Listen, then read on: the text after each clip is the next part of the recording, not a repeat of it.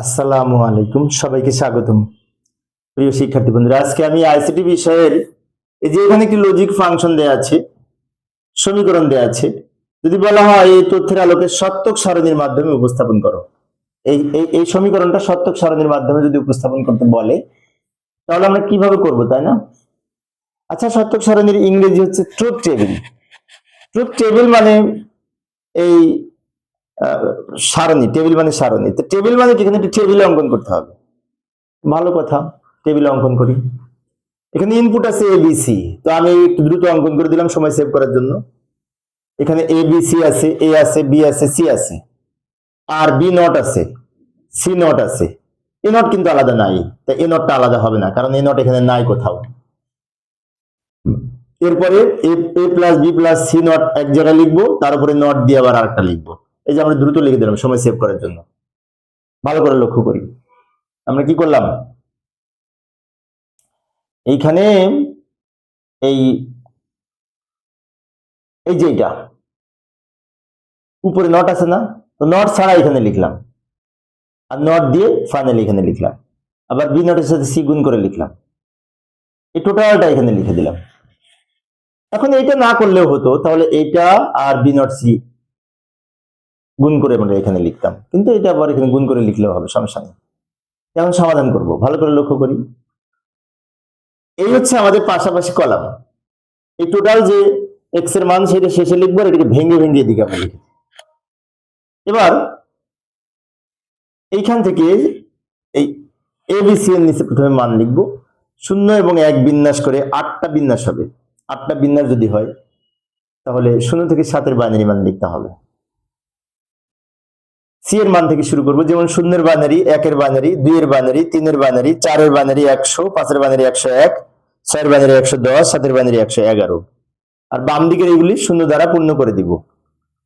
এখানে কিন্তু 0 থেকে 7 এর বাইনারি মান লিখেছি।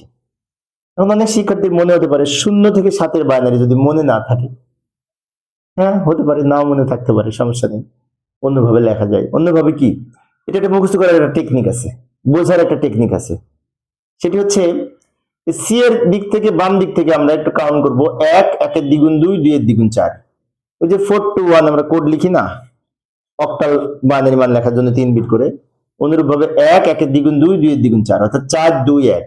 তাহলে এখানে 1, 1 মানে কি, একটা শূন্য একটা 1, একটা শূন্য একটা 1, তার দ্বিগুণ 2, তার মানে দুইটা শূন্য দুইটা 1, দুইটা শূন্য দুইটা 1, তার দ্বিগুণ 4, চারটা শূন্য চারটা 1, অর্থাৎ চারটা শূন্য চারটা 1, দুইটা শূন্য দুইটা 1, একটা শূন্য একটা 1,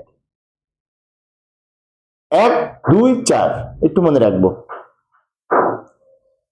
আর অন্যভাবে লেখা যায় 0 থেকে 7 এর বাইনারি মান, কিন্তু অনেক শিক্ষার্থী মনে থাকে না 7 এর বাইনারি মান, সেই জন্য টেকনিকটা বলে দিলাম, সহজে মুখস্থ করার টেকনিক। এবার বি নট মানে কি, যে বি এর যে মান এটা উল্টা করে এখানে লিখবো। যেমন 0 পরিবর্তে 1 হবে, 0 পরিবর্তে 1, 0 পরিবর্তে 1, 1 এর পরিবর্তে 0, 1 এর পরিবর্তে 0, 0 পরিবর্তে 1, 0 পরিবর্তে 1, 1 এর পরিবর্তে 0, 1 এর পরিবর্তে 0।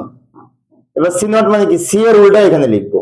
0 এর পরিবর্তে 1, 1 এর পরিবর্তে 0, 0 এর পরিবর্তে 1, 1 এর পরিবর্তে 0, 0 এর পরিবর্তে 1, 1 এর পরিবর্তে 0, 0 এর পরিবর্তে 1, 1 এর পরিবর্তে 0, জাস্ট উল্টিয়ে দিব। এবার এইটা এর সাথে বি যোগ করবো, সি নট যোগ করবো, এগুলো যোগ করবো। এ হচ্ছে এই লাইনটা, বি হচ্ছে এই লাইনটা, আর সি নট হচ্ছে এইটা। এইখানে আমরা কাজ করতে পারি, সেটা হচ্ছে এই যে এ এক জায়গায়, বি এক জায়গায়, সি নট এক জায়গায়, তাই না? তিনটা লাইন না, তো আমরা এটা সহজে করার জন্য এটা তো আমরা কলম দিয়ে করবো, কলম দিয়ে লিখবো, কিন্তু উপরে এর উপরে, বি এর উপরে আর সি নট এর উপরে পেন্সিল দিয়ে দাগ দিয়ে নিব, পরে ওই দাগ মুছে দিব, সমস্যা নেই। দাগ দেওয়ার পরে এবার 3টা গুণ করবো, তাহলে আমাদের লাইন ঠিক থাকবে।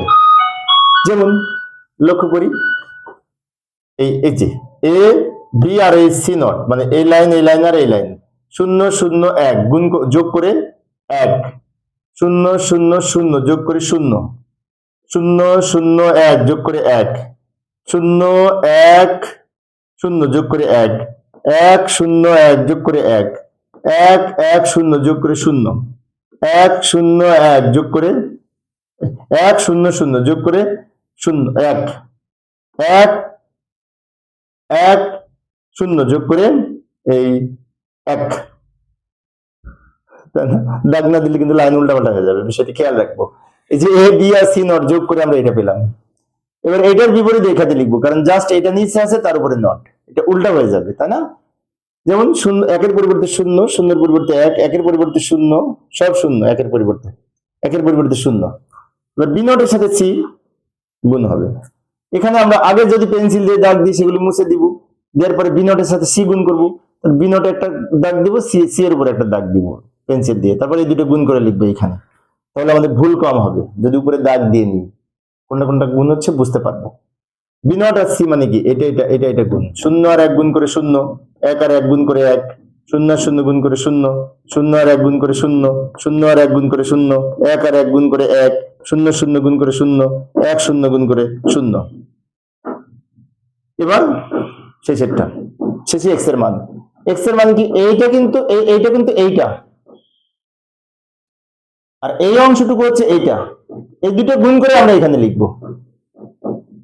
ভালো করে লক্ষ্য করি, শূন্য শূন্য গুণ করে শূন্য, ও গুণ আছে, এক এক গুণ করে এক, আর এখানে সব শূন্য আছে তো তাই শূন্য হবে, শূন্যর সাথে যাই গুণ করি ফলাফল শূন্য হয়। এক আর বাকিগুলো সব শূন্য, সহজ আছে কিন্তু একটু বুঝতে হবে, লাইনগুলো ঠিক রাখতে হবে।